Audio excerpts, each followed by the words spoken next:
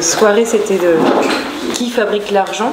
Donc il y a Guillaume Primo qui a la chance de venir ici, qui va du coup répondre à nos questions. Donc je te fais une petite présentation et tu compléteras. Donc tu as une formation d'ingénieur complétée par un master en plutôt économie-finance. Tu as fait un stage au CERAS, qui est un centre d'études et de recherche en action sociale des Jésuites. Ensuite tu es entré à la Banque de France et du coup je te laisse continuer là-dessus sur les différents postes que tu as eu. Bon, pour vous donner un petit peu de contexte, bonsoir à tous. Donc effectivement, je suis rentré à la Banque de France et pour que vous sachiez le type de métier que j'exerce, je travaille comme gendarme des banques. Pour faire simple et on va dire en langage commun des mortels. Sinon on dit contrôleur bancaire, mais ça fait un petit peu peur. Donc gendarme des banques, c'est plus parlant. Qu'est-ce que ça veut dire? Ça veut dire essayer de faire appliquer les lois, toutes les lois financières qui s'appliquent aux banques. De s'assurer qu'elles les respectent et en cas de non-respect d'imposer des sanctions. Voilà, donc, et dans mon parcours, j'ai commencé par faire gendarme de compagnies d'assurance qui sont aussi des entités très régulées, des entités du secteur financier très régulées. Puis je suis parti quelques mois à la Banque Centrale Européenne pour monter, peut-être que vous avez entendu parler dans la presse, l'union bancaire et le mécanisme. On a créé un mécanisme de supervision commun de toutes les banques sur la zone euro. Donc j'ai fait ça pendant 6 mois, puis je suis revenu à la Banque de France à Paris pour réexercer ce métier de gendarme des banques. Et donc ça fait au total un parcours d'environ 5-6 ans au sein de la Banque de France, mais ça on pourra en rediscuter du type. De toute façon, dans le cours de la conférence, on va être amené à reparler de pourquoi pour quelle bonne raison on s'amuse à contrôler les banques, quelle raison on a à s'y intéresser. Voilà. Merci. Du coup, la première question très simple et concrète auquel on a pensé, c'est de savoir qui fabrique l'argent concrètement, qui décide de faire tourner la planche à billets et quelles sont les règles. Alors, il faut déjà comprendre. Il va falloir le faire en plusieurs étapes. Qui fabrique le vrai argent, les espèces, on dit sonnantes et trébuchantes? Là, c'est un processus industriel. Donc, il faut connaître 2 institutions. Les pièces, elles sont fabriquées à Pessac, près de Bordeaux, par une institution, c'est la Monnaie de Paris. Et donc les bases monétaires métalliques, voilà, c'est fabriqué dans une usine, on va dire, dans le sud-ouest de la France. Les billets, qui représentent déjà une masse monétaire un petit peu plus importante, les billets sont fabriqués par la Banque de France. Donc on a une papeterie et une usine de fabrication des billets. La papeterie à Vic-le-Comte et l'usine de fabrication à Chamalières, qui seront bientôt toutes regroupées sur le site de Chamalières, mais la prérogative d'impression des billets qui ont cours légal, c'est la Banque de France qui l'imprime pour le compte de l'État, mais puisque l'État est actionnaire de la Banque de France. Mais c'est là où je vais vous poser une question, je m'arrête là et je vous dis, sachant ça, est-ce que vous pensez que les pièces et les billets constituent la principale source d'argent dans notre économie, la principale base monétaire? Juste à main levée comme ça dans la salle, qui dirait ce sont les pièces et les billets de banque qui représentent la plupart de l'argent en circulation? Non. C'est plutôt un non général. Alors du coup, qu'est-ce qui reste si ce n'est pas des pièces et des billets de banque? Les emprunts. La carte bancaire. La carte bancaire, du crédit, c'est ce qu'on va développer. Tout ce qui est ouais. Les jeux d'écriture, c'est la plupart de nos ressources. Voilà. Donc la plupart de nos ressources, c'est vrai. Donc, je vais vous donner un petit chiffre à titre d'introduction. Les pièces et les billets représentent environ 10% de ce que les économistes appellent la monnaie de base. Le reste, les 90% restants, on appelle ça de la monnaie scripturale. Pourquoi scripturale? Parce que c'est de l'écriture. C'est de la monnaie qu'on écrit. Mais alors on écrit où? Sur les comptes courants. C'est-à-dire que dans tous vos comptes en banque, c'est pas de l'argent qui est représenté par des pièces ou des billets, c'est juste une écriture au sein d'une banque, je vous dis pas encore laquelle, mais c'est une écriture quelque part qui dit quand on vous verse vos salaires ou quand vous recevez de l'argent si vous êtes chef d'entreprise, l'argent c'est sous format électronique, donc scriptural, écrit dans un compte bancaire. Maintenant, à votre avis, et c'est là où en fait le problème c'est que c'est à la fois très simple et très compliqué cette question, je vais pouvoir répondre à toute la conférence en une phrase, et ensuite je vais devoir développer tout le reste du temps pour expliquer quelque chose qui est assez contre-intuitif en fait. Donc, à votre avis, finalement, c'est quel organisme qui va créer l'argent qui est sur vos comptes de dépôt, dans vos comptes courants que vous utilisez tous les jours? À votre avis, est-ce que l'initiateur, le premier mouvement de création, il est fait? Je vous pose la question comme ça, et après vous leverez la main juste pour voir ce que vous en pensez. L'État, la banque centrale, des banques privées, ou mettons la collectivité en général, parce que c'est les richesses qui sont créées comme ça, qui sont ensuite déposées. Si je vous pose ces 4 propositions, qui voterait pour l'État par exemple? Qui dit que c'est l'État qui crée la monnaie? Non? Personne? Si, un. Qui dit que ce serait la banque centrale? On a une bonne moitié de la salle. Une bonne moitié de la salle. Des banques commerciales? 1, 2, là. On a une dizaine de personnes quand même. Et qui dit que c'est la collectivité qui crée les richesses qui sont ensuite déposées? 2 personnes. Ok. Donc, je vais tout de suite vous répondre que ce sont les banques commerciales qui créent la monnaie. Et que, alors une partie de la salle est contente, mais l'idée prérequise qu'on a que c'est une banque centrale, c'est-à-dire la banque de l'État, la banque des banques, qui, comme ça, crée de l'argent et le déverse parce que il a considéré que c'était bon de les imprimer pour faire circuler l'économie, c'est une conception qui a été abandonnée par la plupart des économistes. Maintenant, il y a un consensus au sein et des praticiens de la finance, banquiers centraux et de la plupart des économistes. Alors, il y a quelques hétérodoxes, mais hétérodoxes parmi les hétérodoxes qui diront le contraire, mais globalement, tous les banquiers centraux, c'est-à-dire les premiers concernés, vous disent que ce n'est pas eux qui créent la monnaie. Ce sont des banques commerciales. Comment elles font? Tout simplement, et c'est ça qui... Ça a l'air magique comme ça, mais tout simplement, quand elles vous accordent un crédit, n'importe quel citoyen, quand il va dans sa banque, il dit « je veux un crédit pour acheter une maison, je veux un crédit pour lancer mon entreprise, faites-moi crédit de 1000 ». La banque note « je fais crédit de 1000 à monsieur X ». Ça, c'est dans la partie de ce que dans la comptabilité de la banque, on va le marquer dans les prêts faits par la banque. Mais en contrepartie de ce mouvement-là, par un mécanisme relativement magique, en même temps qu'elle vous dit « je prête 1000 à monsieur X », elle marque « monsieur X dispose de ces 1000 sur son compte courant ». Et il peut les utiliser. Il peut les utiliser pour payer, si c'est une entreprise, pour payer ses salaires, si c'est un particulier, pour payer sa maison, pour payer ses dépenses courantes, etc.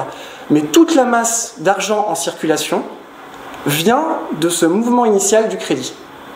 Et donc, c'est ensuite dans la circulation ensuite de l'argent que ça va passer dans toutes les étapes du cycle économique. Mais ce que les économistes, tous sont d'accord, les libéraux comme les keynésiens, il n'y a pas vraiment d'école. Je vous dis, il y a 2-3 encore résistants, mais un consensus quasi total vous dit que c'est les banques privées qui les créent par le biais du crédit.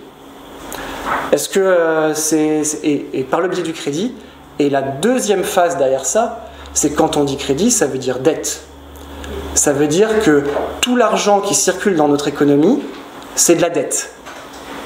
Et donc on se rend compte, alors ça c'est, en tout cas dans le monde actuel, l'ensemble de l'activité économique, puisque pour faire tourner l'activité économique, il faut de l'argent, il faut de la monnaie, pour pouvoir payer des fournisseurs, pour pouvoir payer les biens, etc. Elle repose sur une création perpétuelle de dettes. Alors, allons-y pour les questions, parce que évidemment, c'est les questions dans un second temps plutôt. Voilà, souvent, si ça pose des blocages dès maintenant, il faut qu'on les lève. Malheureusement, on prend pas longtemps, mais on les prend. La banque prête 1000 à un tel, mais ça veut dire que derrière, il faut bien qu'elle les ait, les 1000. Elle va les emprunter. C'est ça qui est magique. C'est ça qui est magique. La banque, elle prête de l'argent qu'elle n'a pas.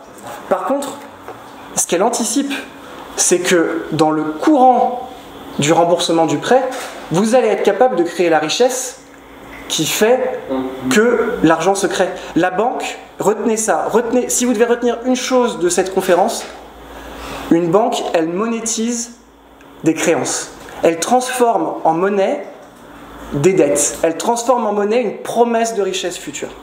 Vous avez retenu ça, vous avez compris ce que 95% de la population n'a pas compris. Et je vous donne une petite citation de Ford, Henry Ford, le créateur de l'usine, de l'immense conglomérat Ford.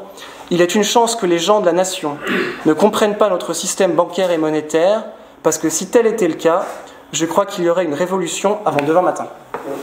Donc, les économistes et les grands argentiers sont généralement conscients de cette réalité. Mais ça a l'air tellement magique comme ça qu'il faut l'avoir entendu et intégré pour se dire que si, c'est bien ça. Quand on va voir son banquier pour faire un prêt immobilier, l'argent, il l'a pas. Oui, il a des dépôts par ailleurs, mais ces dépôts, ils ont une origine, ils viennent de quelque part, ils viennent d'un crédit passé. Et donc, pour que le système continue à produire et pour continuer à faire tourner la machine, il faut en fait qu'il y ait une création monétaire perpétuelle. Et donc une création perpétuelle de dette. Oui, alors encore 2 questions rapides et on passe à la suite. Allons-y. Du coup, elle vient d'où en fait la valeur de cet argent? Elle vient d'une promesse, elle vient d'une confiance en une autorité, elle vient... 2 écoles. L'école dite chartaliste et l'école dite métalliste. L'école dite chartaliste, elle associe la valeur de la monnaie à au final la confiance des gens qui l'utilisent et essentiellement la confiance dans l'État dans lequel circule cette monnaie.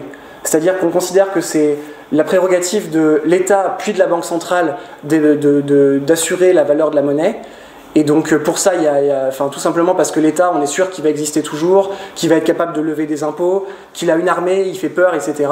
Et donc ça, c'est une première conception qui dit que c'est le fait du prince de pouvoir battre monnaie, et c'est derrière ça donc qu'on lui met une valeur. Une forme d'engagement en fait, d'une banque qui serait garantie par l'État. En fait, là où il faut le voir en 2 temps, il faut le voir que les banques, elles créent de la monnaie privée, mais cette monnaie privée, elle a un cours légal puisque dans une zone monétaire, les banques elles-mêmes ont une banque qui s'appelle la Banque centrale, et donc c'est tout un système monétaire en fait qui est créé auquel on associe une forme de confiance et de valeur. Deuxième école, c'est l'école dite métalliste. Et ça, c'est plutôt une conception qui était valable au temps où il y avait encore un équivalent or ou argent à la monnaie.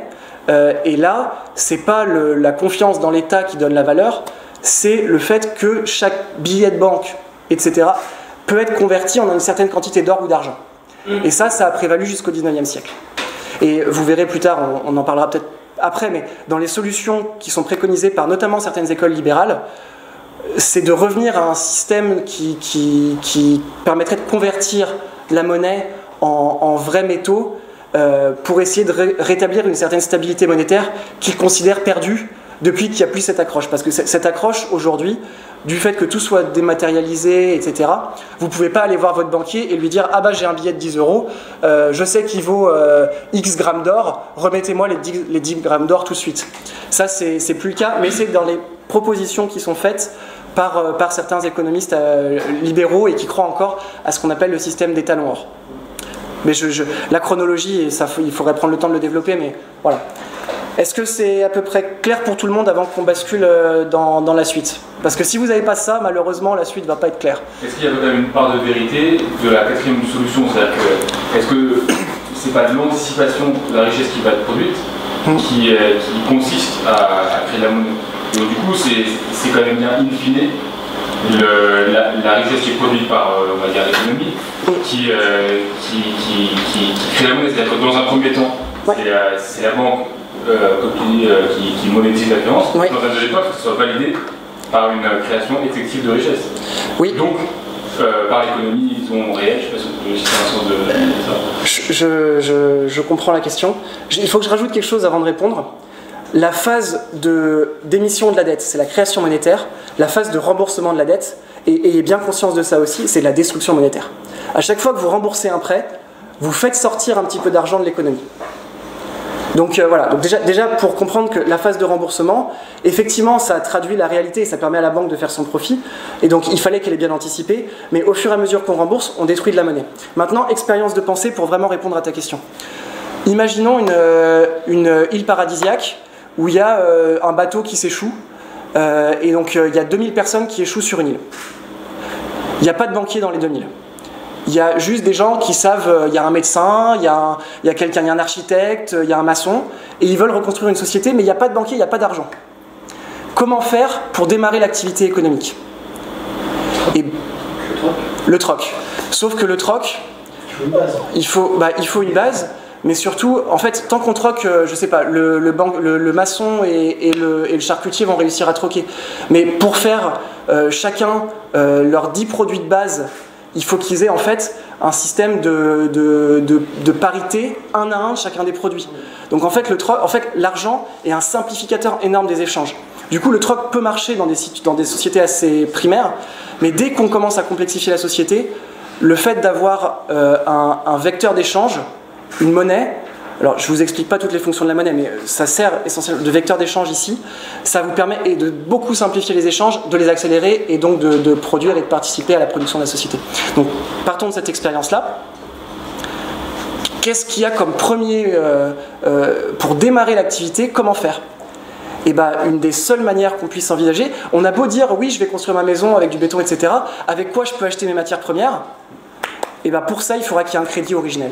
Pour ça, il faudra qu'il y ait quelqu'un qui se dise écoutez, moi je vais me porter garant de l'organisation monétaire de l'île. Je vais marquer sur un papier, je vais créer des coupons avec des valeurs, et je vais dire le pêcheur par exemple, il va venir me voir en disant j'ai besoin d'emprunter 1000 pour payer mes ouvriers et pour payer le bateau pour partir à la pêche. Et c'est ce crédit initial qui va permettre la première injection monétaire, qui va permettre le démarrage des échanges. Mais il ne peut pas y avoir de vrai démarrage et de vraie création de richesse tant qu'on n'a pas eu le premier mouvement de dire il faut un médium des échanges, et ce médium monétaire, il faut le créer par le crédit. Okay, j'ai fait un peu long, mais passons à la suite. Du coup, la deuxième question auquel on avait réfléchi, c'était de savoir de quel pouvoir disposent les États en matière de politique monétaire. Je vais faire très court cette fois-ci, et pour répondre simple, quasiment aucun, en zone euro en tout cas. Alors pourquoi je dis aucun? Parce qu'on a volontairement séparé la politique monétaire de la politique dite budgétaire. Pourquoi on a fait ça? Historiquement, qu'est-ce que ça veut dire budgétaire? Ça veut dire la gestion du budget de l'État. Ça veut dire on définit un budget, on définit nos dépenses, on définit nos recettes avec nos impôts, etc. Ça, c'est un volet qu'on appelle politique budgétaire. Un deuxième volet, qu'on appelle politique monétaire, consiste à dire il faut donner une valeur à la monnaie et il faut dire quelle quantité de monnaie on a besoin dans le système et comment le réguler. Et pourquoi on a séparé les deux, historiquement? Parce qu'on avait vu dans le Moyen-Âge, puis dans plein de périodes de l'histoire, des souverains qui abusaient de leur pouvoir monétaire, par exemple en dévaluant leur monnaie. En disant, au départ, admettons qu'ils avaient autant des monnaies métalliques. Ils avaient un lingot d'or, et initialement ils disaient, dans le lingot d'or, je vais créer 100 pièces d'or. Et puis l'année suivante, ils avaient un petit problème de budget, ils disaient, ah oui, non mais quand même là, j'ai donné beaucoup aux seigneurs et au clergé, et du coup il me reste plus grand chose. Que faire? Et je vais non plus faire 100 pièces d'or dans mon lingot, mais 200. Et tout simplement, ils dévaluent la valeur de la monnaie, et ça, pour la plupart des gens, ça va être très négatif. Parce qu'en fait, ils se retrouvent du jour au lendemain, par exemple, les économies qu'ils avaient accumulées, elles perdent la moitié de leur valeur. S'ils se retrouvent avec la même pièce en circulation. Donc, pour protéger, en fait, pour protéger la collectivité des abus du souverain, on s'est dit, il faut qu'il y ait une autorité indépendante, la Banque centrale, qui soit séparée du pouvoir politique, séparée de toutes les questions budgétaires, et qui puisse dire, la monnaie, elle vaut tant, on ne veut pas qu'il y ait trop de dévaluation de la monnaie, c'est-à-dire d'inflation, et ça vous allez entendre dans l'actualité quand on vous dit que la Banque Centrale Européenne a des cibles d'inflation. Ça veut dire quoi? Ça veut dire qu'ils veulent protéger au cours du temps la valeur de l'euro. Ils ne veulent pas que l'euro perde de sa valeur trop vite au cours du temps. Voilà. Donc finalement, le souverain est plus directement aujourd'hui en charge de questions monétaires. Il est toujours en France, pour vous donner un peu le cadre institutionnel, l'État français est toujours actionnaire de la Banque de France. Il détient la Banque de France. Mais par exemple, il n'a pas de pouvoir de décision sur les décisions opérationnelles en termes de politique monétaire, qui sont en l'occurrence prises en Europe à la Banque Centrale Européenne. Parce que ça, je suis obligé d'ouvrir tout un tas de parenthèses, mais le fonctionnement de l'Europe, c'est un processus décisionnel centralisé à Francfort pour toute l'Europe et ensuite appliquée de manière opérationnelle partout dans les États de l'eurosystème. Et du coup, sur les pouvoirs que l'Europe a, est-ce que tu peux me dire? Alors sur les pouvoirs que l'Europe a, que fait la Banque centrale? Donc puisqu'on parle plus, on a répondu à la question, c'est pas l'État qui a des impacts, ça va avec les autorités monétaires. Qu'est-ce qu'elles peuvent faire? Elles peuvent fixer le coût de l'argent. Alors fixer le coût de l'argent pour les banques. C'est-à-dire que je vous ai expliqué que les banques commerciales créaient la monnaie. Mais les banques commerciales, elles ont une banque qui est la Banque centrale. C'est-à-dire que en fait, il y a toujours deux monnaies en circulation. Là, on devient un petit peu technique, mais je suis obligé. Il y a toujours deux types de monnaies en circulation. Il y a la monnaie créée par les banques commerciales et il y a de la monnaie dite centrale, qui est la monnaie qu'utilisent les banques commerciales pour se payer entre elles et au sein de leur banque à elles, qui est la Banque centrale. Et donc, la Banque centrale, toutes les banques commerciales ont un compte ouvert auprès de la Banque centrale. Et quand elles veulent soit, on va dire, relâcher, soit contraindre le cycle du crédit, elles peuvent augmenter le coût de l'argent pour les banques commerciales. C'est-à-dire que vous imaginez bien que comme il y a des banques qui se font concurrence, des banques commerciales qui se font concurrence, qu'il y a des sorties d'argent, vous n'êtes pas tous au sein de la même banque, donc il y a toujours le fait de faire crédit aux uns, puis que l'argent circule, il y a des dettes qui sont en train de circuler partout entre les différentes banques. Et ces différentes dettes, elles sont réglées au niveau de la Banque centrale. Et donc pour faire en sorte qu'il en circule plus ou moins vite et que l'argent circule de manière plus ou moins facile, on met un taux d'intérêt plus ou moins élevé sur l'argent qui est prêté aux banques commerciales. Mais retenez bien, là je ne veux pas que vous fassiez un contresens en vous disant c'est la Banque centrale qui prête aux banques commerciales qui reprête. Non, non, la quantité de monnaie centrale au niveau de la Banque centrale qu'utilisent les banques commerciales pour se prêter entre elles, en réalité il est très très faible. Par rapport à l'immense quantité de monnaie prêtée par les banques commerciales, ce montant il est très très faible parce que vous imaginez bien que tous les flux s'annulent. Imaginons qu'il y ait un Monsieur X à la BNP et Monsieur Z à la Société Générale et que tous les deux ils aient fait des prêts immobiliers, mais en fait l'un et l'autre ils revendent leur maison au sein, en gros ils revendent leur maison à quelqu'un qui est dans la banque concurrente. Donc il y avait Monsieur Y, Monsieur Z, Monsieur A, Monsieur B. Et si c'est le flux de X vers A, enfin de Y vers A et de Z vers B, finalement, la Banque centrale et la Société Générale et la BNP, elles n'ont plus vraiment d'argent central à échanger.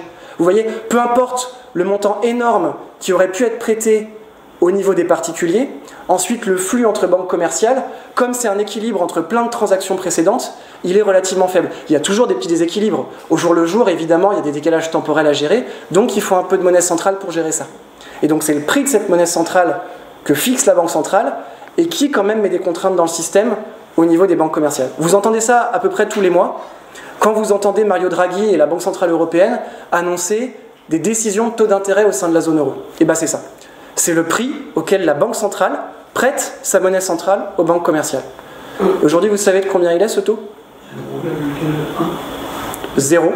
Alors en réalité il y en a 3, je ne vais pas rentrer dans les détails techniques, je vais vous dire très simplement il y en a 3, un qui est pour un prêt à une semaine, un pour un prêt au jour le jour et un pour les dépôts.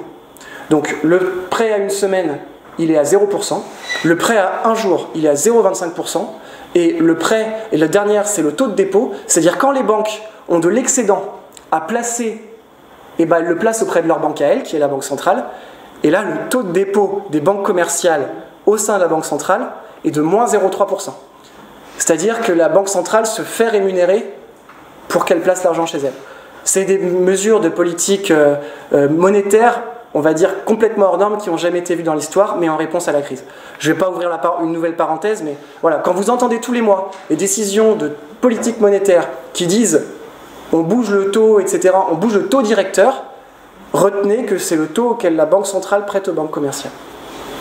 Full stop. Ok, merci beaucoup, ça permet d'enchaîner. Ah, okay. Est-ce que tu peux juste redire qui sont ces gens qui fixent les taux? En fait, comment ils sont choisis? Est-ce qu'il y a un contrôle démocratique sur ces personnes, de la part des élus, de la part de la Commission européenne? Juste redire auprès de qui ils sont responsables finalement de leurs décisions? Alors, il y a au niveau européen une mini-forme de responsabilité auprès du Parlement européen. Il y a quand même des auditions, mais du fait de cette séparation entre le pouvoir politique et le pouvoir monétaire, on a créé des institutions indépendantes on va dire, qui finalement ne sont responsables. On leur a fixé une bonne fois pour toutes leur mandat en disant on veut se protéger de l'inflation. Et ensuite, elles ont uniquement à répondre de ce mandat. Donc, elles n'ont pas de vrai contrôle, de contrôle démocratique. Non, il n'y a pas de politique qui met son nez dans les affaires de la Banque centrale, ni de jury citoyen qui irait contrôler ce que prennent comme décision les banques centrales. Mais après, il y a quand même un mandat encadré qui a été défini une bonne fois pour toutes. On peut critiquer la manière dont ça a été défini au moment où ça a été fait, mais il y a les pays européens qui se sont mis autour d'une table et qui ont dit, au niveau du processus monétaire, ce sera ça les règles qui s'appliquent à notre banque centrale, et voilà, charge à vous de vous débrouiller pour limiter l'inflation, pour arriver à un niveau d'inflation proche, mais inférieur à 2%. Voilà, c'est ça la cible des qui a été donnée aux autorités. Oui. Pour être sûr, en fait, quand la Banque centrale fait un taux d'intérêt extrêmement faible, oui. Elle a 0%, oui. 0,25, oui. Comment réagissent en fait les banques commerciales? Le signal, il n'est pas directement sur les banques commerciales, ça influence, mais il est aussi sur essentiellement les acteurs économiques, puisque l'initiative du crédit, elle vient quand même des particuliers, des entreprises.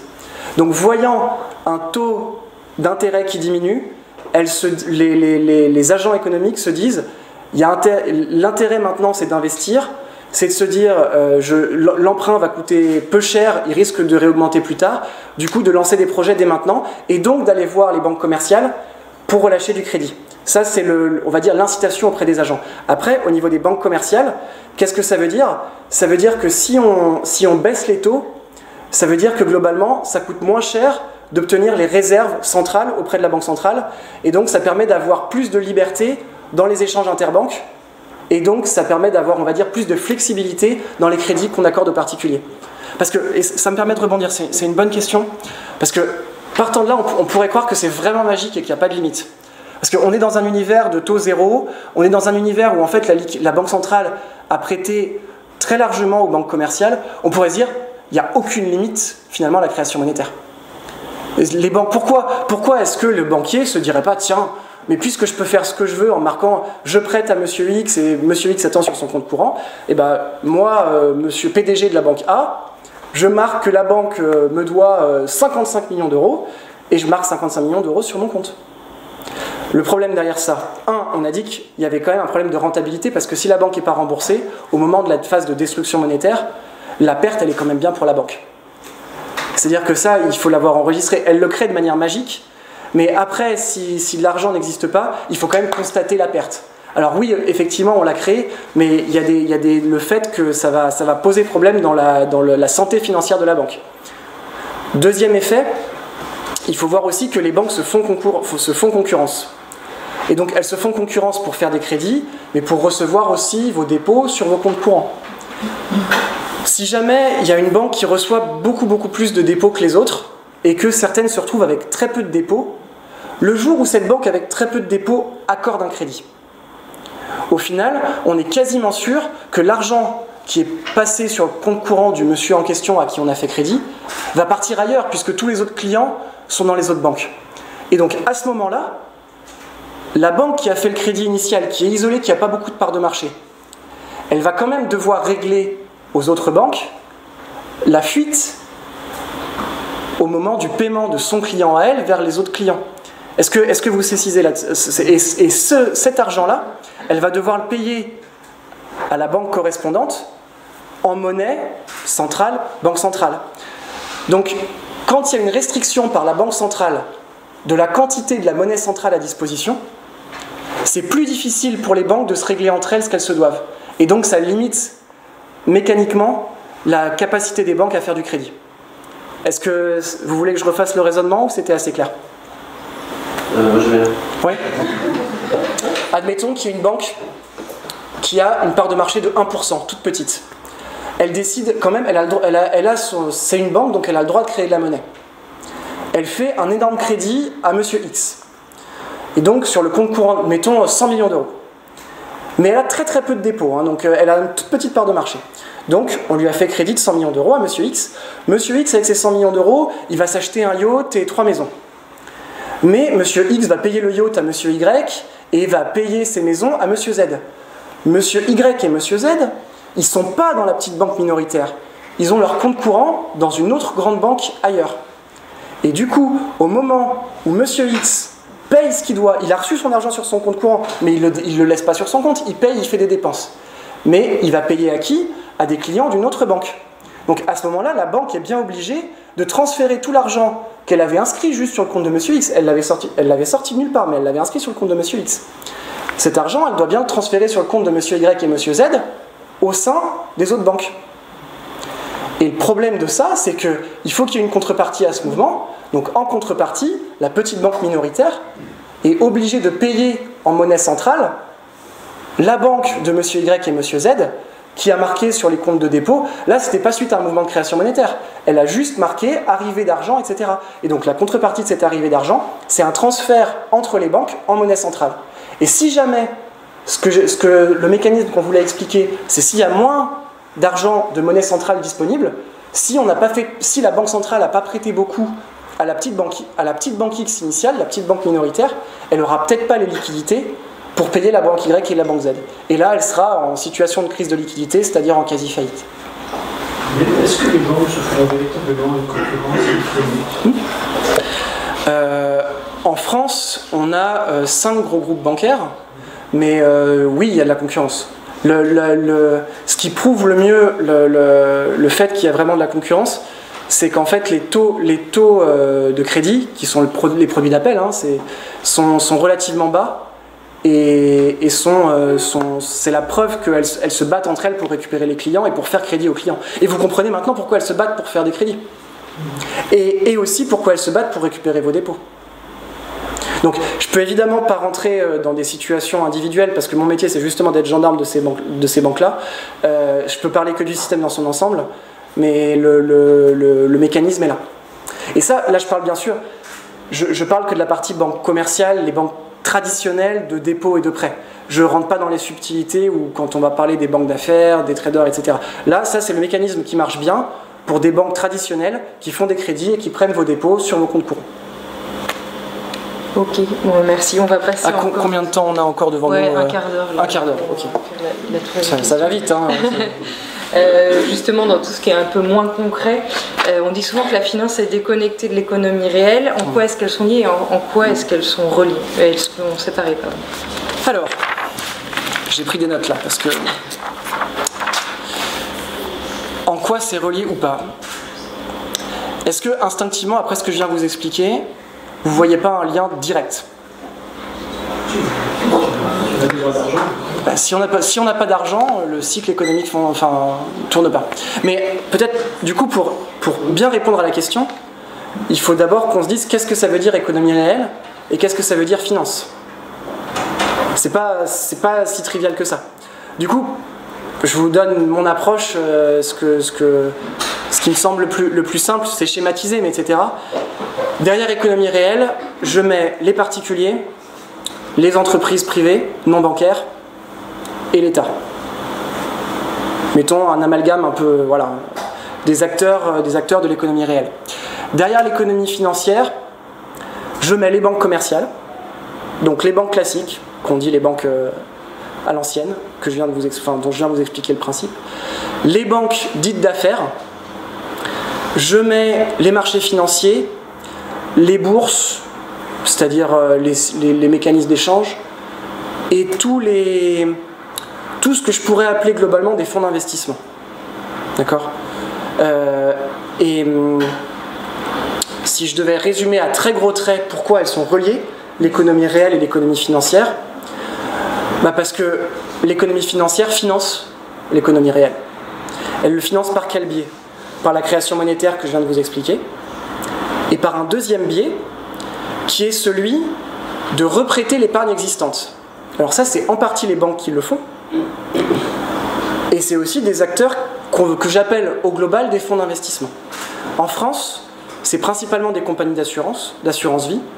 Les gros stocks d'épargne des ménages français, l'assurance vie, les livrets A, livrets développement durable, livrets réglementés, tout ça, ça passe par l'intermédiaire de banques ou d'acteurs quasi-étatiques, etc. Mais l'assurance vie, ça passe par des compagnies d'assurance qui récupèrent votre épargne Donc là, c'est de l'épargne accumulée, hein. C'est issu d'un crédit très très loin dans le passé, mais c'est quand même le fruit de votre travail qui a accumulé une épargne. Vous le passez à un acteur financier, charge à lui de transformer cette épargne à le passer dans l'économie productive par l'intermédiaire. Alors les assurances vie, les assureurs vie, qu'est-ce qu'ils achètent?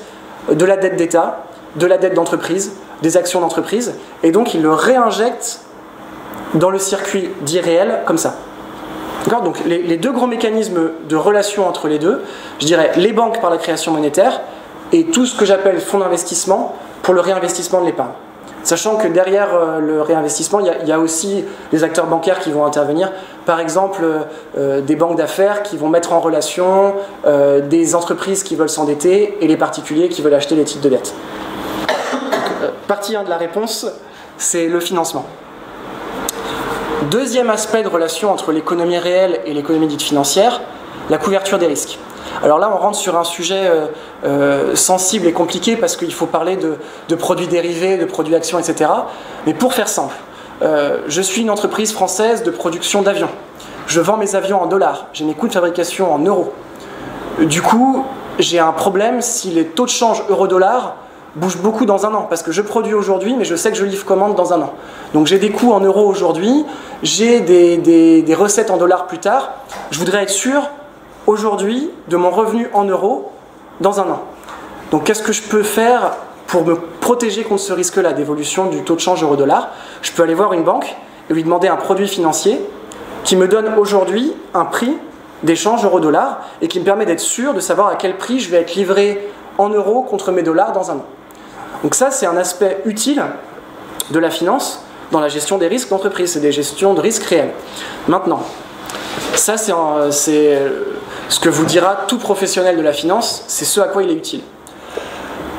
Il faut quand même voir quelle partie de ces produits financiers, on va dire, est réellement utile, c'est-à-dire a vraiment pour contrepartie un client final, un client non financier final, et quelle partie pourrait tomber dans ce qu'on appelle l'économie casino spéculative. Je vous ai récupéré des petits chiffres, alors qui sont tout à fait publics, hein. C'est la Banque des règlements internationaux qui publie ça. Alors, pour vous rajouter un peu de complexité, comme si c'était simple jusque-là, la Banque des règlements internationaux, c'est la banque centrale des banques centrales. Donc vous vous souvenez, les banques commerciales, elles ont une banque, c'est la banque centrale, mais les banques centrales, entre elles, elles ont elles-mêmes une banque. Alors c'est soit, enfin ça peut être certains diront que c'est le FMI, d'autres la Banque des règlements internationaux. Je ne vais pas rentrer dans l'architecture complète du système financier international, mais bon, c'est un organisme au-dessus des banques centrales qui recense des statistiques comme ça, de monétaires, produits financiers. Et donc par exemple sur ce que je vous ai expliqué, ce qui s'appelle un swap de change ou un forward de change en termes techniques, il y a un notionnel, c'est-à-dire une valeur de contrat, par exemple, si je prenais mon exemple d'Airbus tout à l'heure, s'il voulait changer 1 million d'euros euros en dollars, 1 million d'euros, c'est le notionnel du contrat. Donc il y a un notionnel de produits dérivés de change, c'est-à-dire d'échange de devises étrangères, de 500 000 milliards de dollars à fin 2016. L'ordre de grandeur n'est pas facile à appréhender. La dette française, souvent, alors quand on dit qu'il y a un très très gros chiffre, alors il faut donner une référence, la dette française c'est 2000 milliards. Donc là on parle de 500 000 milliards de notionnels. Pour une valeur, alors il faut quand même toujours, parce que souvent dans les débats un peu populistes sur la question, on donne juste le 500 000 milliards. Ça fait très peur. Il faut dire que ça, c'est l'encours sur lequel ça porte. Maintenant, la valeur de ces contrats, elle est plutôt de 15 000 milliards. Ça reste énorme, mais ça permet de replacer... Enfin voilà, si jamais il y a quelqu'un qui vous dit « oui, c'est monstrueux, etc. », c'est très gros, c'est vrai, mais le notionnel n'est pas forcément l'unique grandeur à prendre en compte. La valeur des contrats, la vraie valeur échangée, est plutôt de l'ordre de 15 000 milliards. Donc là, rapporté à l'ordre de grandeur de l'économie mondiale, ça reste gros, mais ça devient plus raisonnable. Et sur la totalité de ces contrats, il y en a environ 10% qui se font entre une banque et une contrepartie non financière. C'est-à-dire que les 90% restants se font banque à banque ou banque à autre entité financière, compagnie d'assurance, hedge fund, fonds de pension, etc. Voilà, ça c'est les bons ordres de grandeur à avoir en tête quand on parle de produits dérivés. Qu'est-ce que ça veut dire ? Est-ce que ça veut dire qu'il y a 10% il y a 10% de vraie couverture des risques et 90% d'économie casino? Non. Mais, parce que, pourquoi je dis que c'est plus que 10% de réelle couverture des risques? Parce que par exemple, la banque de tout à l'heure, la banque d'Airbus, elle offrait cette couverture de risque à Airbus. Mais elle ne pouvait pas le garder, le risque. Vous comprenez bien que Airbus, il a fait que transférer le Mistigri à son banquier. Son banquier, qu'est-ce qu'il a fait? Il a essayé de trouver quelque part dans le monde quelqu'un qui avait le risque inverse de celui d'Airbus et fait exactement le contrat inverse. C'est-à-dire que quelqu'un voulait des euros dans un an contre des dollars, alors que Airbus voulait des dollars dans un an contre des euros. Et donc il a juste cherché à mettre en relation les deux. Au passage, le banquier se prend évidemment une très belle commission sur l'affaire. Ça, c'est évident. Mais le banquier a retransféré le risque à quelqu'un, ou alors l'a gardé s'il l'avait eu précédemment d'une autre transaction passée, parce que lui, ça l'arrangeait. Donc, en général, on peut imaginer, les praticiens peuvent dire qu'à partir de 10% vis-à-vis de contreparties financières, on peut avoir 2 à 3 transactions additionnelles avec des contreparties financières qui sont vraiment là pour couvrir la transaction initiale. Mais il y a quand même une grosse masse qu'on peut assimiler, pas forcément à de la spéculation, mais à des mouvements purement financiers et qui n'ont plus de lien avec l'économie réelle. Donc c'est cette masse-là qu'il faut interroger quand on parle de déconnexion entre économie réelle et économie financière. Est-ce que j'ai un deuxième bon exemple de déconnexion? Ah oui, je vous ai expliqué comment on crée la monnaie. Donc on peut lire facilement dans les statistiques monétaires, dans les bilans des banques et le bilan des banques centrales, l'évolution de la masse monétaire en circulation. Si on compare entre 2000 et 2015, l'évolution de la masse monétaire, c'est-à-dire de l'argent en circulation, les pièces, les billets et les comptes de dépôt. Je restreins à ça pour la clarté du raisonnement. Si on regarde l'évolution de cette quantité-là entre 2000 et 2015, on a multiplié par 6 aux US la base monétaire. On a multiplié par 4 en zone euro. Alors, j'ai pas réactualisé 2016-2017, le chiffre doit être encore pire puisque, vu les effets du quantitative easing en zone euro, c'est encore plus important. Passons. Retenons 2000-2015, x6, x4. Les investissements productifs, c'est-à-dire les investissements dans l'économie, alors je parle juste des investissements productifs des entreprises. Je sors un peu l'immobilier dont on pourrait croire qu'il y a une bulle, etc. Je parle que des investissements productifs des entreprises ont été multipliés seulement par 1,4 aux US et par 1,2 en Europe. Si on suppose que tous les autres paramètres de l'économie n'ont pas vraiment changé, ça veut dire que quelque part, le capital monétaire ne se transforme plus en capital productif. Et c'est ça le fond du problème. Qu'est-ce qui se passe?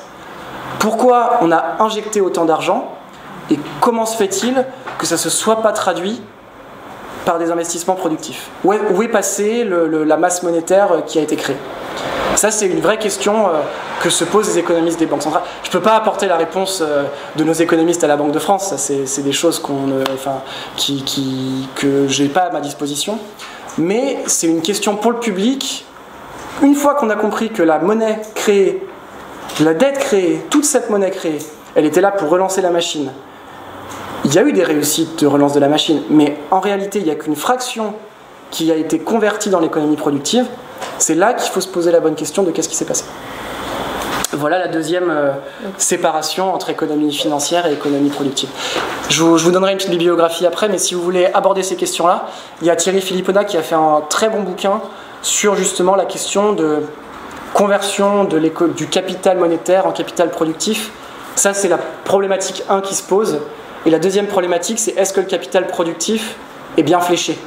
C'est-à-dire que est-ce qu'on construit des voitures polluantes à 20 litres au 100 jusqu'en 2100, ou est-ce qu'on aurait intérêt à réorienter nos projets industriels vers de bons projets, par exemple pour les questions de transition énergétique ou pour toute autre question qu'on juge prioritaire. Voilà, je vous parlerai de la biblio après, mais c'est un bon bouquin si vous voulez traiter de cette question de déconnexion entre économie financière et économie productive. Ok, bon merci beaucoup pour cette première partie. L'objectif, c'est de tout traiter. Il y en a au moins 3 ou 4 qui vont dans le même sens, mais je vais essayer de répondre vite à tout et de vous donner, si je réponds trop vite, je pense que je suis pas trop mal tombé. J'ai un bouquin pour répondre à chacune de vos questions. Donc je vous donnerai des références. Voilà. Alors, quand on rembourse un prêt, de l'argent est détruit. Normalement, on doit détruire autant d'argent qu'on en a créé. une fois qu'on a mis suffisamment d'argent dans le système, pourquoi a-t-on toujours besoin d'augmenter cette masse monétaire? Parce qu'on a de la croissance. Et que si on n'avait pas de croissance de la masse monétaire, on n'aurait pas de croissance de la production, donc on aurait tout simplement un système... on pourrait envisager un système à l'équilibre, mais si on a une croissance de la production, il faut qu'on ait une croissance de la masse monétaire. Alors, question, celle-là je la prends dans les premiers, à qui profitent les dettes d'État et pourquoi on ne les annule pas? Et je rajoute, et vive la décroissance, c'est le petit post-scriptum. Donc, c'est un sujet compliqué, il faudrait une autre conférence pour y répondre. C'est vrai, c'est vrai. À qui profitent les dettes d'État? Si on est parfaitement honnête, la première réponse, c'est de dire qu'elles profitent aux gens qui ont bénéficié de l'argent public utilisé.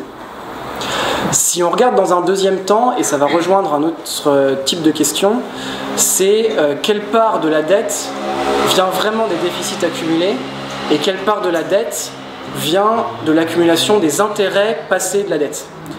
Et ça, au premier ordre, on peut dire qu'il y a 60 à 70% de la dette française qui vient de cumul d'intérêts depuis les années 70-90. J'ai vu qu'il y avait une question sur la loi de 73. Tous ces thèmes-là sont relativement bien traités dans ce petit bouquin très pédagogique qui s'appelle « La dette publique, une affaire rentable ». Lisez, enfin, j'ai toujours comme recommandation de dire, quand vous prenez le point de vue de quelqu'un, lisez aussi le point de vue de quelqu'un qui pense exactement le contraire pour vous faire un avis le plus juste possible et le plus nuancé sur la question. Là, c'est quelqu'un qui va vous dire que la dette publique est finalement illégitime. Parce qu'on a dissocié justement l'État de sa banque centrale, qu'on n'a plus autorisé la banque centrale à prêter à 0% à l'État, et que du coup, le cumul des intérêts fait que maintenant on a une dette publique monstrueuse à rembourser, alors qu'on aurait juste à revenir au système précédent pour revenir à un système où on a quasiment plus de dettes incommensurables au sein des États, ou en tout cas par rapport à la richesse nationale créée. Donc ça, c'est un très bon bouquin pédagogique, très court, et en plus les premiers chapitres, je m'en suis assez largement inspiré pour expliquer la création monétaire, donc vous pouvez relire et vous relirez des choses que je vous ai dites. Du coup, le type de point de vue contraire, eh ben, lisez les interviews de Bruno Le Maire qui vous dit « je gère l'État en père de famille ». Et qui vous dit pour quelle raison, enfin qui nous explique, notre ministre des Finances, qui explique pourquoi il faut que le budget de l'État soit équilibré. Là, vous avez deux points de vue complètement opposés de la même question. Je ne vous donne pas de réponse toute faite. Intellectuellement, je penche plutôt d'un côté que d'un autre, mais il y a des arguments qui s'entendent des deux côtés.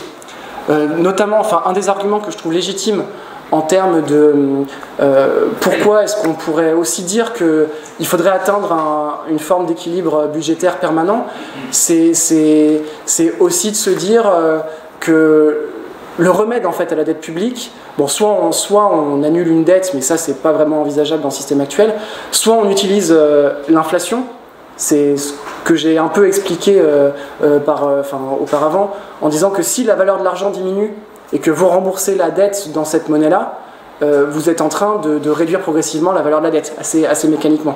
J'ai une dette en euros, l'euro perd sa valeur, bah, progressivement ça vaut de moins en moins cher ce que j'ai à rembourser. Mais ça, c'est un choix politique de dire les épargnants qui avaient des euros acquis du fait de leur épargne et de leur travail passé, et ben, ils ont aussi une perte de patrimoine. Donc c'est des choix politiques compliqués, donc ça ne se résout pas en général d'un claquement de doigts comme ça, sinon ce serait déjà résolu. Donc lisez tous les partisans d'un retour à l'équilibre des finances publiques, lisez tous les discours de Wolfgang Schäuble, le quasi-ministre des Finances de la zone euro de ces 5-6 dernières années. Vous voyez le point de vue allemand ortholibéral orthodoxe, et lisez ça pour vous faire un avis plus hétérodoxe, différent sur est-ce qu'il faut rembourser la dette ou pas. J'ai traité un peu longuement cette question, mais voilà.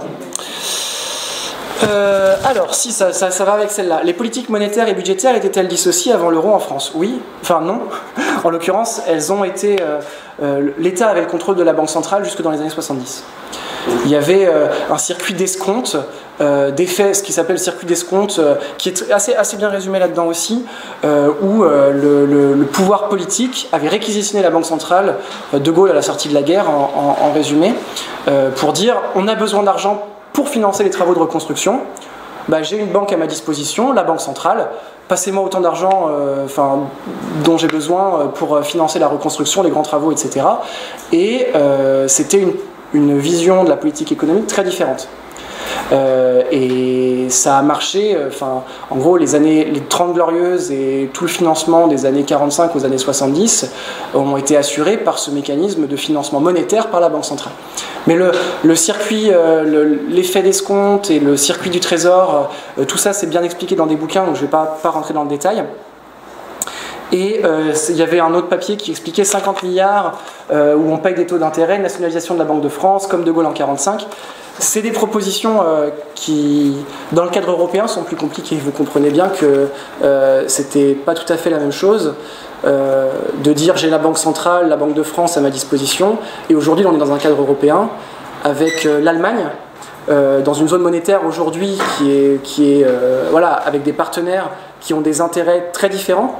Et il faut bien comprendre qu'on ne peut pas faire accepter politiquement, démocratiquement aux retraités, aux épargnants allemands, la même chose qu'on a fait accepter, plus ou moins, parce que ça n'a pas forcément été discuté démocratiquement, mais les choix de 45 qu'ont fait les Français, il peut y avoir, ce qui était possible en 45, vu le contexte institutionnel aujourd'hui, c'est pas évident de trouver une solution magique aux questions d'endettement et aux questions de politique monétaire et budgétaire. C'est ça qu'il faut en sortir. Il faut voir qu'en sortir, il faut voir les avantages et les inconvénients. Ça s'analyse tranquillement. Hein. Ça peut s'analyser à froid, à chaud. Il y a quand même des choses. Ça générerait des choses quand même assez importantes en termes de traumatisme sur l'économie qu'il faut regarder. Non, mais ouais. Pour moi, j'ai vu des analyses des coûts de l'euro. J'ai vu des bonnes analyses. Jacques Sapir, par exemple, explique les choses assez clairement sur à qui ça rapporte, à qui ça coûte. Mais il ne faut pas oublier que c'est souvent des jeux pas à somme nulle. Parce que peut-être qu'au global, la communauté française pourrait en profiter, comme la communauté italienne, etc. Mais ça suppose aussi des transferts et des choix politiques. Ça suppose des transferts des épargnants vers les prêteurs. Et ça, pour moi, on peut le mettre sur la table. Ça ne me fait pas peur de le mettre sur la table. Mais il faut que ce soit discuté politiquement. Et ça fait pas. Aujourd'hui, ce que je regrette, c'est que ça fait pas l'objet de débat. Maintenant, les solutions sont pas. Il faut être plus nuancé que ce que peuvent sortir des gens, des prédicateurs ou des gens qui veulent vraiment dire j'ai une solution miracle.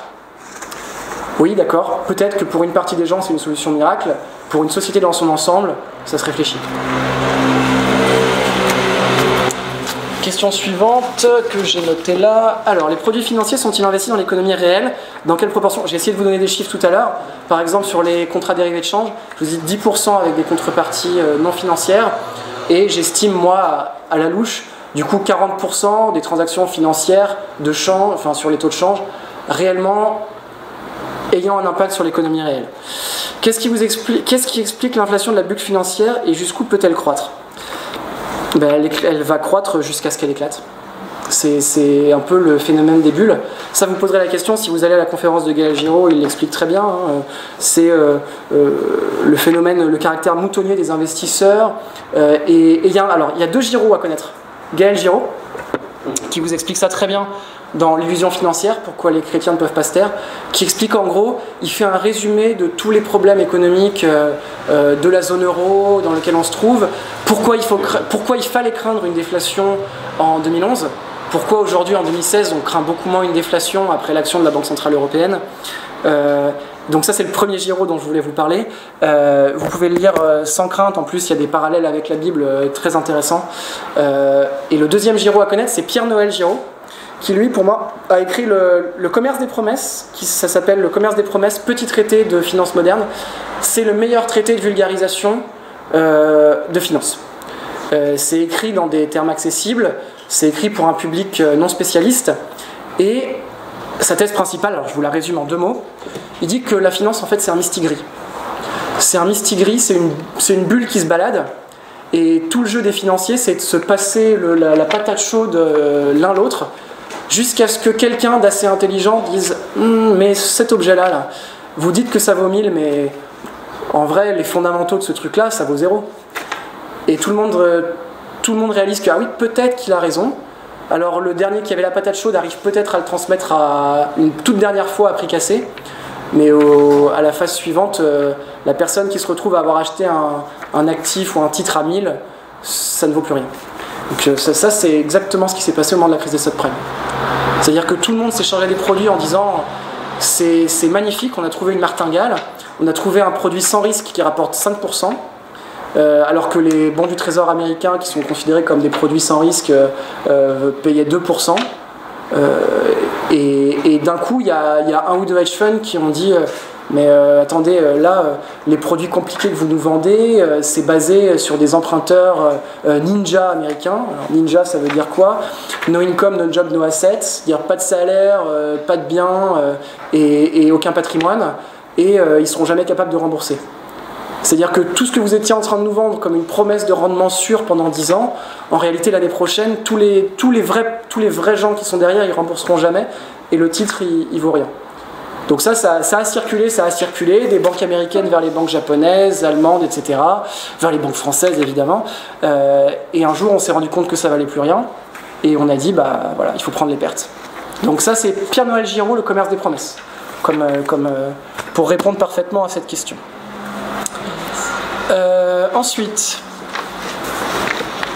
que se passe-t-il lorsqu'on échoue à rembourser un prêt créé? Et bien la banque prend la perte. Voilà, ça se passe comme ça. Il y a l'argent qui a été créé a circulé. Hein. L'argent créé sur votre compte de dépôt a circulé. Mais la partie créance de la banque, et ben à un moment, il va constater que la créance, en réalité, c'était quelque chose qui ne vaut plus rien. C'est un peu un mistigris, hein, comme je vous ai dit juste avant. Et donc la banque, elle a... Il faut que je résume très rapidement, mais le bilan d'une banque, dans le bilan d'une banque, elle a du capital qui sert à encaisser les pertes. C'est les actionnaires de la banque, c'est leur mise de départ dans la banque, et c'est l'argent qui sert à encaisser les chocs.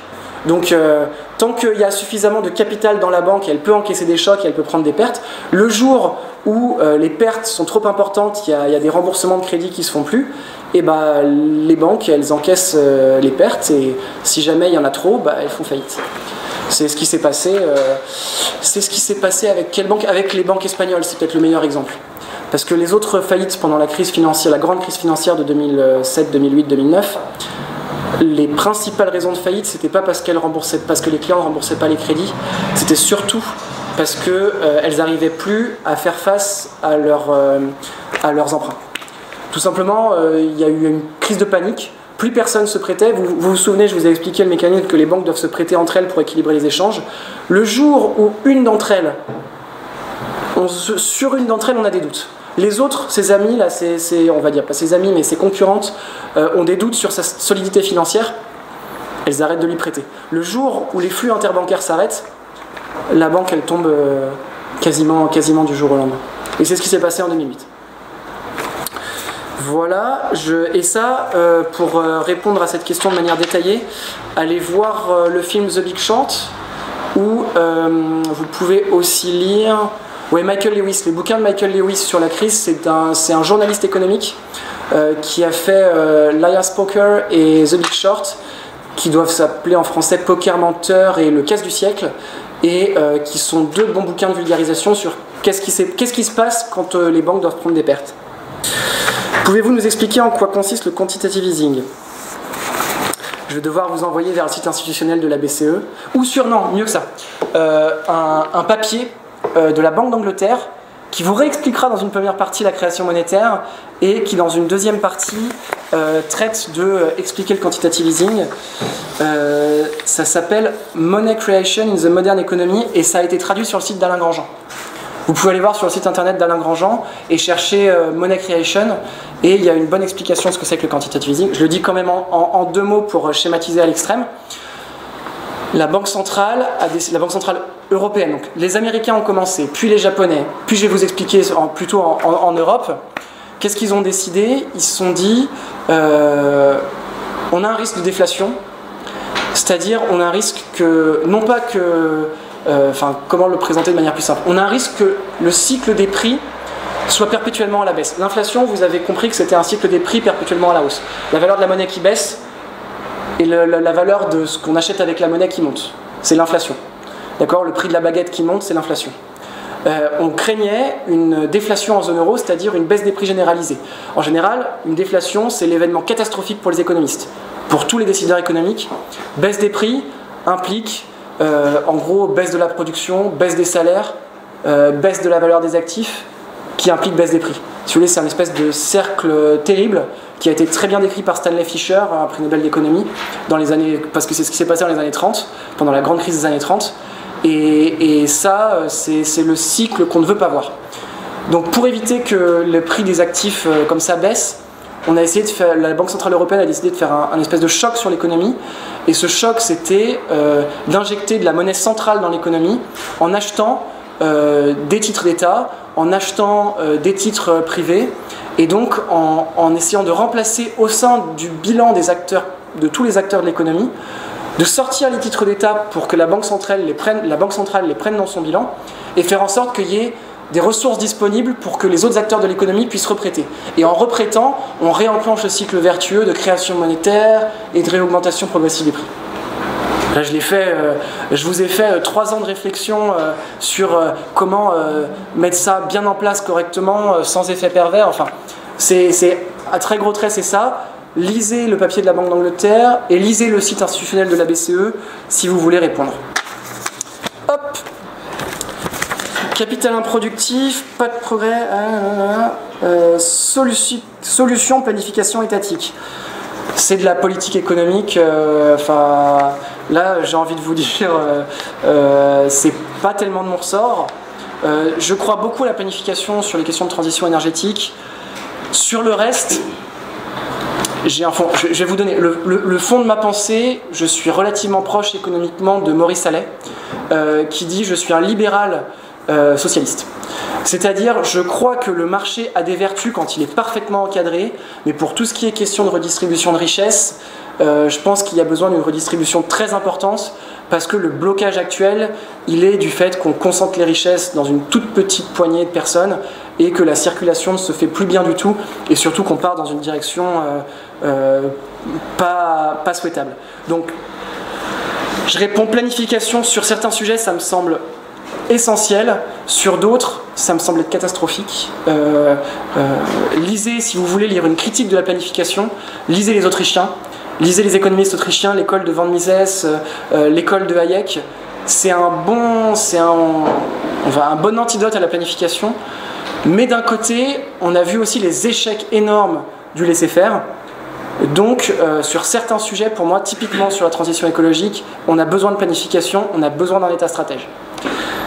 Voilà, j'ai répondu partiellement à la question. Pour y répondre complètement, lisez Maurice Allais. Et les Autrichiens. Et je finis avec un bloc de questions que je vais traiter tout ensemble. Sur, je vous les lis très rapidement, la création monétaire peut-elle être régulée démocratiquement? Comment? Quel est l'intérêt des monnaies locales, par exemple la gonette? Comment créer une banque révolutionnaire? Comment créer une alterbanque? Est-ce qu'une monnaie avec les mêmes propriétés pourrait permettre un bon fonctionnement de la société? Par exemple le Bitcoin. Donc, ça me permet d'ouvrir un champ. Là, je vais conclure avec ça. Je ne vais pas donner des réponses partout, mais je vais vous donner des pistes de réflexion. Les monnaies locales. Oui, c'est des bonnes pistes de réflexion. À condition que ça ne mette pas des œillères aux gens et qu'ils oublient de réfléchir à la monnaie centrale en se disant la monnaie locale va tout sauver. On pourra mettre des systèmes, à mon avis, on pourra arriver à mettre en place dans différentes régions des systèmes d'échange qui permettent de faire tourner des petits commerces, de l'artisanat de proximité, des commerces de bouche. On n'arrivera pas à redresser une industrie ou à faire de la planification écologique européenne avec une monnaie qui ne fonctionne qu'à l'échelle de l'agglomération lyonnaise. C'est très bien pour recréer un tissu économique local, ça créera des résiliences au moment de la prochaine crise, c'est sûr. Ça facilitera les échanges, mais ça ne doit pas empêcher les gens de se poser des questions sur la monnaie centrale. C'est-à-dire l'euro, c'est-à-dire le dollar, parce que je n'ai pas ouvert l'aparté du système monétaire international avec l'hégémonie du dollar, mais pour ça, lisez Mundell, le discours d'introduction qu'il a fait, son discours au moment où il a eu le prix Nobel d'économie est éclairant sur le rôle du dollar dans l'économie. Voilà, donc sur les monnaies locales, j'y crois, mais ça répondra que partiellement au problème. Il y a aussi, vous pouvez lire là sur les monnaies locales. Est-ce que tout le monde sait ce qu'est une monnaie locale? Je fais partie du prérequis là-dessus, mais j'ai vu qu'il y avait la gonette sur la porte du café, donc j'imagine que vous avez tous un compte en gonette et que vous achetez vos cafés en gonette. Bon, on va venir en gonette à l'association. Ah, très bien. Voilà, ça marche pas mal, hein. Il y a des régions, et c'est intéressant. Celle qui marche le mieux, parmi les monnaies locales qui marchent le mieux en France, il y a la monnaie du Pays Basque qui s'appelle l'Eusko, je crois. Et c'est assez intéressant pour réfléchir à la monnaie, de se dire que là où ça marche bien, c'est là où il y a une communauté politique. Ou en tout cas un sens politique commun partagé, ce qui me permet de répondre à la question de est-ce que c'est la valeur de l'échange en gros en or qui fait la valeur de la monnaie, ou est-ce que c'est finalement le fait qu'il y ait un État ou une instance ou une communauté qui veut l'utiliser pour faire de l'échange de richesses? Ça incite à penser quand même que cette solution-là de dire que la monnaie est une convention sociale avec tout un tas de garde-fous, mais quand même une convention sociale qui fait que les gens peuvent échanger entre eux, est pas absurde comme théorie. Juste celle-ci et peut-être juste sur les moyens.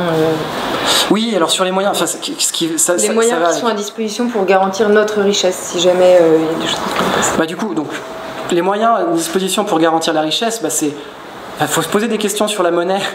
Faut s'assurer que la création monétaire, elle permet la bonne création de richesse au sein de la société. Donc pour ça, les initiatives, faut comprendre comment marche la monnaie centrale, faut réfléchir à comment nos institutions monétaires fonctionnent, faut éventuellement mettre en place des monnaies locales. Les économistes libéraux, un petit bouquin là-dessus, d'un point de vue complètement différent de ce que je pense moi, mais qui est intéressant, c'est deux purs, pas ultra-libéraux, mais des gens qui vraiment se disent l'État c'est le mal. Et toute intervention étatique, c'est le mal. Et la crise de 2007, c'est pas les subprimes, etc. C'est la politique américaine qui a voulu faire en sorte que les ménages pauvres puissent s'endetter. Donc, et eux, ils ont comme remède, revenons à l'état noir. Et donc ça, c'est-à-dire revenons à la possibilité d'ancrer notre monnaie, non pas juste sur des promesses futures, sur des dettes, ancrons-la sur une vraie valeur métallique, l'or, en disant $1, ça vaut une once d'or. Je donne un chiffre comme ça, mais c'est... Et donc comme solution à réfléchir pour la suite de la conférence, c'est une option qui peut être discutée, le retour à l'état noir. J'ai vu qu'il y avait le Bitcoin qui était mentionné aussi. C'est rigolo parce que tout le monde dit le Bitcoin c'est l'avènement de la monnaie électronique. Mais en vrai, aujourd'hui, la monnaie elle est à 90% électronique. Qu'est-ce qui est nouveau dans le Bitcoin? C'est comment ça marche aujourd'hui l'échange entre banques? C'est juste une banque A qui a une base de données, une banque B qui a une base de données, et quand il y a l'échange de la banque A à la banque B, c'est les serveurs des banques qui enregistrent la transaction de l'une vers l'autre. Le Bitcoin, il part du principe que toute transaction doit être publique. Et le principe un peu nouveau, c'est de dire qu'il y a une immense base de données pour tout le monde, qui ne sert pas de banque, qui sert de bourse des échanges où on voit toutes les transactions en Bitcoin. Donc c'est assez nouveau à réfléchir, et surtout derrière le Bitcoin, il y a la technologie de la blockchain qui permet, je vais faire simple parce que là il faudrait tout un long moment pour expliquer aussi, mais qui permet de s'assurer de la validité de l'échange, d'où vient le Bitcoin précédent pour assurer une nouvelle transaction, et de s'assurer qu'il n'y a pas deux transactions simultanées frauduleuses. Donc ça, pour étudier le Bitcoin, vous pouvez regarder une petite vidéo YouTube de la chaîne qui s'appelle Science Étonnante, et pour l'aspect scientifique, et pour les aspects plus économiques, allez voir la chaîne YouTube aussi de Eureka. Ça, je vous fais pêcher les références comme ça à droite à gauche. Et dernière question pour réfléchir à la monnaie. Dernier point, les Suisses et les Islandais sont en pleine ébullition démocratique pour réformer leur système monétaire. Alors on en parle beaucoup, mais la Suisse est probablement le pays d'Europe le plus démocratique. Et il y a un référendum d'initiative populaire qui a été mis en place et qui vise à revenir sur ce que je vous ai expliqué depuis le début, la création monétaire par les banques privées. Ils veulent faire en sorte de donner le monopole de la création monétaire à la Banque centrale. Et ça passe, c'est passé comme initiative en référendum, et ça va être voté, enfin en tout cas ça va être discuté et présenté à consultation dans les mois qui viennent, en 2018 je crois. Et si vous voulez un peu voir la proposition d'autres systèmes monétaires alternatifs, ça peut être intéressant d'aller creuser cette piste-là. Alors vous avez là encore, et ce qui est bien avec les Suisses, c'est que du coup avant le référendum, vous avez un débat. Du coup, vous avez les promoteurs de la réforme qui expliquent tous les bons côtés. Donc ils vont vous dire pourquoi tout ce que je vous ai expliqué, la création monétaire par la dette, c'est une catastrophe en fait pour la stabilité de l'économie. Et d'un autre, vous allez avoir des associations d'entreprises, des associations bancaires, de la Banque centrale, qui va expliquer pourquoi ça a été une bonne chose pour promouvoir la richesse dans le pays. Et du coup, vous avez les deux argumentaires qui se répondent. Alors, sur Google, je suis allé voir aujourd'hui, il y a surtout les argumentaires négatifs qui sortent. Allez voir le site de l'initiative Monnaie Pleine si vous voulez aller voir les arguments du promoteur de la réforme.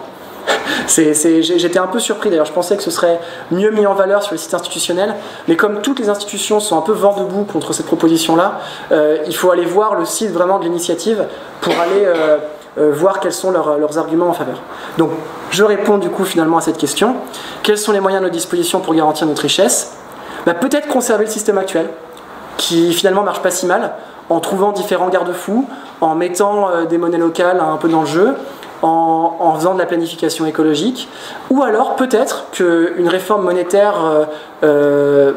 très révolutionnaire serait bonne et mérite d'être regardée, et dans ces cas-là l'initiative suisse est intéressante à aller voir. Du coup pas de réponse, hein.